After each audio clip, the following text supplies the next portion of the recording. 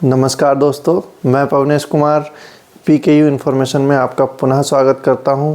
और आज का विषय लेकर आया हूं मैं कि आप 10 लाख तक का लोन बिना गारंटी, बिना सिक्योरिटी किस तरह से आप ले सकते हैं, उसकी पूरी जानकारी आज मैं आपको दूंगा। किस प्रकार से आपको अप्लाई करना है, कहां अप्लाई करना है, क्या क्या डॉक्यूमेंट आपको चाहिए, और अगर उसमें सब्सिडी आपको लेनी है तो सब्सिडी के लिए आपको कहाँ जाना पड़ेगा, कौन सी योजना के अंतर्गत आप वह लोन ले पाएंगे, किस पर्पज़ से आपको वो लोन लेना है, वो भी मैं आपको जानकारी दूंगा। इससे पहले वीडियो को शुरू करें, मैं आपको याद दिला दूं कि आप लोग वीडियो को लाइक कर रहे हैं, व्यू कर रहे हैं, देख रहे हैं, आप लोग पसंद कर रहे हैं, मैसेज कर रहे हैं, ये बहुत अच्छा लगता है। बस एक आप लोगों से थोड़ी सी निवेदन ये है कि कृपया सब्सक्राइब ज़रूर करें। सब्सक्राइब आप लोग नहीं कर पा रहे हैं, पता नहीं इसका कारण क्या है, लेकिन मैं आपसे निवेदन करूंगा कि वीडियो को सब्सक्राइब ज़रूर करें ताकि नंबर ऑफ़ सब्सक्राइबर्स बढ़ें और हमारी PKU इन्फॉर्मेशन की फैमिली बढ़े। इस चैनल की फैमिली जब बढ़ेगी तो यह जो नॉलेज है वो आगे तक जाएगी और ये है इसका लोग फ़ायदा उठा पाएंगे। कोई बात नहीं, शुरू करते हैं आज की इन्फॉर्मेशन को।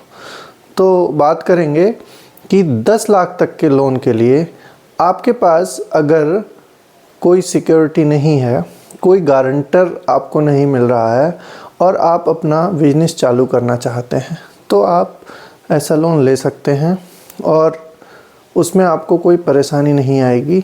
बस जो तरीके, जो गाइडलाइंस मैं आपको बता रहा हूं उनको आपको फॉलो करना है और आपको लोन अप्लाई करना है। आपको लोन भी मिलेगा, आपकी फ़ाइल रिजेक्ट भी नहीं होगी और आप अपना बिजनेस अच्छे से कर पाएंगे और अच्छे से चला पाएंगे। आप बैंक की सुविधा ले पाएंगे। तो आप जो भी बिजनेस करते हैं, चाहे आप छोटा मोटा कोई नया प्रोडक्ट बना रहे हैं, आप दुकान चला रहे हैं, आप किसी भी प्रकार का बिजनेस करते हैं। नॉर्मली अगर देखा जाए तो 2 तरह के ही बिजनेस हैं, एक मैन्युफैक्चरिंग और एक सर्विसेज। मैन्युफैक्चरिंग में जो आप अगर नया कोई भी प्रोडक्ट उत्पादन कर रहे हैं वह मैन्युफैक्चरिंग में आता है, और अगर आप खरीद बिक्री कर रहे हैं वह ट्रेडिंग में आता है, सेल परचेज आता है। बाकी का सर्विसेज हो गया। सर्विसेज वालों के लिए भी लोन की ज़रूरत है तो वो भी आपको बताया जाएगा। दूसरा, इस वीडियो में हम आपको ये भी बताएंगे कि टर्म लोन की आवश्यकता कब होती है और कितना टर्म लोन लेना चाहिए या ओवरड्राफ्ट कितना लेना चाहिए, ये आपको पूरी जानकारी मिलेगी। तो बात करते हैं कि अगर आप मैन्युफैक्चरिंग उद्योग से जुड़े हुए हैं, यदि आपको मैन्युफैक्चरिंग लगाना है या आप कर रहे हैं, उसी में आपको बढ़ाना है, तब क्या करें। तो सबसे पहले हम बात करते हैं कि यदि आप किसी मैन्युफैक्चरिंग यूनिट से जुड़े हुए हैं, किसी उत्पादन उद्योग से जुड़े हुए हैं, तो आपको 2 तरह के लोन की आवश्यकता पड़ सकती है। नंबर 1, अगर आप कोई फिक्स असेट खरीद रहे हैं। फिक्स असेट का मतलब हुआ अगर आप कोई मशीनरी खरीद रहे हैं या आपको कुछ कंस्ट्रक्शन करवाना है, कोई अपने यूनिट से संबंधित फिक्स चीज़ लेनी है, तब उस लोन के लिए टर्म लोन बोला जाता है, यानी कि म्यादी ऋण बोला जाता है, जिसको आप किस्तों में चुकाते हैं, जिसकी किस्तें बना दी जाती हैं और आप हर महीने उनको पे करते रहते हैं। इस प्रकार का लोन टर्म लोन कहलाता है।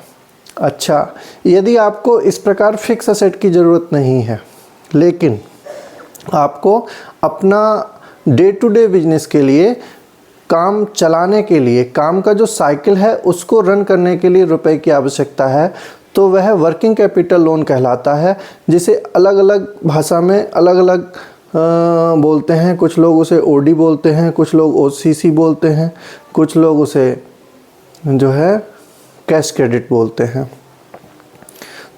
वो लोन आपको लेना चाहिए। अब दोनों लोनों में अंतर क्या है और दोनों लोन किस प्रकार से लिए जा सकते हैं, इसके बारे में मैं जानकारी दूंगा। अभी मैं केवल मैन्युफैक्चरिंग से संबंधित बात कर रहा हूँ, रिटेल के लिए वीडियो में आगे बताएंगे।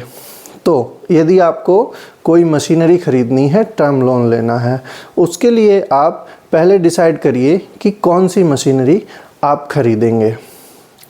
मान लीजिए आपको एक मशीनरी ख़रीदनी है या 2 मशीनरी ख़रीदनी है, या आपको एक मशीनरी कुछ कंस्ट्रक्शन करवाना है, कुल आपका खर्चा आ रहा है मान के चलिए 8 लाख रुपए, या आपका खर्चा आ रहा है 10 लाख रुपए, तो 10 लाख रुपए आपको आवश्यकता होगी। अब आपने ये ज़रूर सोचा होगा कि 10 लाख का मेरा खर्चा आ रहा है, लेकिन 10 लाख में से मैं 5 लाख बैंक से लूँगा, 5 लाख खुद का डालूँगा, या 9 लाख बैंक से लूँगा, 1 लाख खुद का डालूँगा, या 2 लाख खुद का डालूँगा और 8 लाख बैंक से लूँगा। ये आपको पहले आपने ज़रूर सोचा होगा। तो जो रुपया आप खुद डालते हैं वह आपका मार्जिन मनी कहलाता है, यानी कि आपका भाग कहलाता है। जो लोन बैंक से लिया जाता है वह बैंक का भाग कहलाता है। बैंक अधिकतम 100% लोन आपको नहीं देता। जैसे यदि आपको 10 लाख की मशीनरी की आवश्यकता है तो बैंक आपको पूरा 10 लाख रुपए का फाइनेंस नहीं करेगा। आपसे पूछेगा, आप जब भी बैंक में जाएंगे तो आपसे पूछा जाएगा कि आप अपना कंट्रीब्यूशन कितना दे रहे हैं। आपको ये पहले से डिसाइड करके रखना पड़ेगा। जब आपने डिसाइड कर लिया कि 2 लाख आप देंगे और 8 लाख आप बैंक से लेंगे, अभी हम 10 लाख रुपए की एक बात को लेकर चल रहे हैं, तो आपका जो मार्जिन है वो 20% हो गया और बैंक आपको 80% लोन कराएगा। इसके लिए हम कैसे आगे बढ़ेंगे इसके बारे में बात करते हैं। अब आप डिसाइड कर चुके हैं कि आपको इतना लोन लेना है, ये मशीनरी ख़रीदनी है और इतना आपके पास पहले से रुपये पड़ा हुआ है। इस चीज़ के लिए आप एक प्रोजेक्ट रिपोर्ट तैयार कर लेंगे। प्रोजेक्ट रिपोर्ट आप खुद भी तैयार कर सकते हैं। आप प्रोजेक्ट रिपोर्ट अपने किसी सीए या वकील से भी बनवा सकते हैं। प्रोजेक्ट रिपोर्ट खुद कैसे तैयार करें इसके बारे में मैंने एक अलग से वीडियो बनाई हुई है। आप अगर कहेंगे तो कमेंट बॉक्स में लिखें, मैं आपको बता दूंगा कि प्रोजेक्ट रिपोर्ट किस प्रकार बनाते हैं। अन्यथा आप चैनल पर जाकर मेरी पुरानी वीडियो में प्रोजेक्ट रिपोर्ट कैसे बनाते हैं आप देख सकते हैं। अब आपकी प्रोजेक्ट रिपोर्ट तैयार है। उस प्रोजेक्ट रिपोर्ट में ये ज़रूर लिखा होगा कि इस मशीनरी की, इस कंस्ट्रक्शन की आपकी किस लिए आवश्यकता है, इस मशीन या इस चीज़ से आपको क्या क्या फ़ायदे होंगे, जो लोन लेंगे आप वो कितने समय में चुकाएंगे, उसकी ईएमआई कितनी लगभग बनेगी, ये सारी जानकारी आपकी प्रोजेक्ट रिपोर्ट में रहेगी। अब आप उस प्रोजेक्ट रिपोर्ट को लेकर बैंक में सबमिट कर देंगे। अगर आप नया यूनिट लगा रहे हैं तो आपकी पुरानी बैलेंस शीट आपके पास नहीं होगी।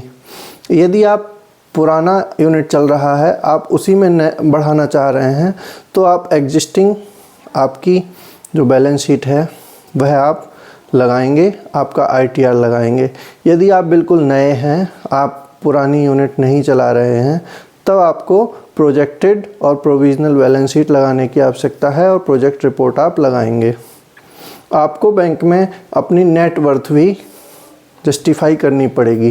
नेट वर्थ का मतलब ये है कि यदि आप 10 लाख का लोन लेने पहुंचे हैं तो आपकी खुद की हैसियत क्या 10 लाख रुपए लेने की है, अर्थात आपके पास कुछ ऐसे असेट जो 10 लाख रुपए से अधिक के हों, वो कुछ भी हो सकते हैं। अगर हैं तो बैंक आपकी बात को समझेगा और आगे आपकी फ़ाइल को बढ़ाएगा।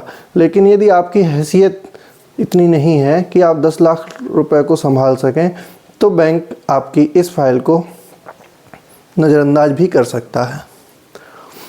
अभी हम वीडियो में आगे बात करेंगे कि हम सब्सिडी कैसे लें। इसी के साथ अब दूसरा पार्ट भी इसके साथ लेते चलते हैं कि अगर आपको ओवरड्राफ्ट की आवश्यकता है तब आपको कोटेशन लेने की आवश्यकता नहीं पड़ेगी।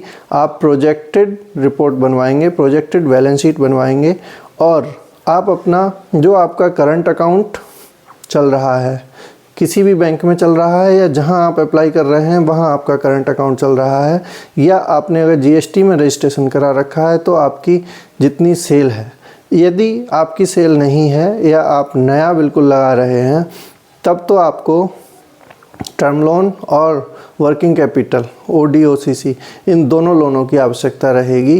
तो ये दोनों लोन आप अपने प्रोजेक्ट रिपोर्ट में दर्शाएंगे।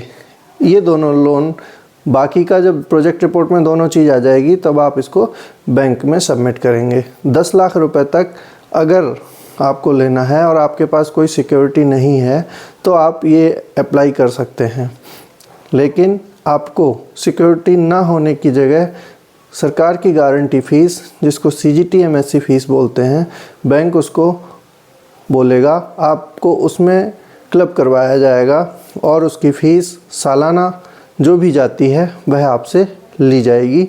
आपको उसके लिए अपना सहमति पत्र देना पड़ेगा। अब बात करते हैं हम ट्रेडिंग के लिए सर्विसेज। जो लोग खरीद बेच का काम ट्रेडिंग का कर रहे हैं, उनके लिए टर्म लोन की आवश्यकता ना के बराबर होती है। बहुत कम टर्म लोन की आवश्यकता होती है, उन्हें केवल स्टॉक के लिए ही लोन की आवश्यकता होती है। यदि टर्म लोन की आवश्यकता है तो वह अपनी जो भी आवश्यकता है उसको दर्शाएंगे तो टर्म लोन मिल जाएगा। ऐसा नहीं है कि टर्म लोन उन्हें नहीं मिल सकता, लेकिन नॉर्मली उनके लिए बहुत कम टर्म लोन की आवश्यकता होती है। अब क्या करें? जिनके लिए वर्किंग कैपिटल लेनी है, आप अपना करंट अकाउंट चला रहे होंगे। अगर नहीं चला रहे हैं तब आप तुरंत अपना करंट अकाउंट खुलवा लें। जिस भी बैंक से आपको लोन लेना है वहाँ आप करंट अकाउंट तुरंत खुलवा लें। कुछ समय में आपका ट्रांजैक्शन बैंक को पता चलेगा। आप अपना जितना भी लेन देन है वो अकाउंट के थ्रू करें, और जिस प्रकार मैंने अभी बताया प्रोजेक्ट रिपोर्ट तैयार करें और उस प्रोजेक्ट रिपोर्ट को आप बैंक में सबमिट करें। जो CGTMSE कवरेज वाली बात है वह इसमें भी एप्लीकेबल होगी और आपकी फ़ाइल आगे बढ़ जाएगी। अब बात करते हैं इसी प्रकार के लोन में आप सब्सिडी किस प्रकार से ले सकते हैं। सब्सिडी 35% तक मिलती है, लेकिन ये सब्सिडी 35% हर किसी को नहीं मिलती। हमारी भारत सरकार ने अलग अलग योजनाएं निकाली हुई हैं। इन अलग अलग योजनाओं में अलग अलग कैटेगरी वाइज सब्सिडी उपलब्ध है, जैसे ODOP, one district one product, PMMY, MYSY, PMEGP इत्यादि इत्यादि योजनाएं हैं। मैं सारी योजनाओं में आपको बताता हूँ। ODOP one district one product जो योजना है उसमें हर डिस्ट्रिक्ट के लिए सरकार ने एक प्रोडक्ट निश्चित किया है। ये योजना उत्तर प्रदेश में लागू है। इस योजना को आप जिस डिस्ट्रिक्ट में हैं उस डिस्ट्रिक्ट का आप वह प्रोडक्ट निश्चित कर लें, पता कर लें, और आप ODOP के अंतर्गत उस कार्य के लिए अप्लाई कर सकते हैं। इस योजना में 25% तक की सब्सिडी उपलब्ध है। ये सब्सिडी बैकएंड सब्सिडी कहलाएगी, अर्थात जब आपका लोन हो जाएगा उस 25% सब्सिडी का रुपया बैंक को मिलेगा। बैंक उसकी FD बनाकर आपके लोन के साथ लिंक करके रखेगी, और जब आपका लोन पूरा होने वाला होगा तब ये FD उसमें समायोजित कर दी जाएगी। दूसरी योजना है MYSY, मुख्यमंत्री युवा स्वरोजगार योजना। इस योजना में 25% और 35% की सब्सिडी मिलती है। इस योजना में भी बैकएंड सब्सिडी है, और इसमें कोई भी 18 से 40 वर्ष का युवा, महिला या पुरुष अप्लाई कर सकता है। इसमें भी आपको उसी प्रकार से सब्सिडी मिलेगी। ये केवल उत्तर प्रदेश में योजना लागू है। तीसरी योजना बहुत ही महत्वाकांक्षी योजना है, PMEGP, prime minister employment generation program. ये पूरे भारतवर्ष में लागू है। इसमें अर्बन कैटेगरी में 25%, SC/ST के लिए 35% और रूरल कैटेगरी में 35% सब्सिडी मिलती है। ये सब्सिडी भी बैक एंड सब्सिडी होती है, और जिस प्रकार मैंने अभी पूर्व में बताया, सब्सिडी आपका लोन होने के बाद आपको सब्सिडी मिलेगी। वह सब्सिडी बैंक FD के रूप में आपके लोन के साथ लिंक करके रखेगी, जब आपका लोन ख़त्म होने वाला होगा तब आप उस सब्सिडी को समायोजित करवा सकते हैं। 3 साल का इन सारी सब्सिडीज़ में कम से कम लॉक इन पीरियड रहता है। आप 3 साल से पहले लोन को बंद नहीं करा सकते। ये सारी जानकारी आपको कैसी लगी? उम्मीद है आपको पसंद आई होगी। पसंद आए तो लाइक करें, शेयर करें, सब्सक्राइब करें और मेरा बार बार निवेदन है वीडियो को सब्सक्राइब ज़रूर करें ताकि इस प्रकार की जानकारी आपको लगातार मिलती रहें। आगे की वीडियोज़ में मैं आपको इस प्रकार की जानकारियाँ लाता रहूँगा। तब तक के लिए नमस्कार, धन्यवाद।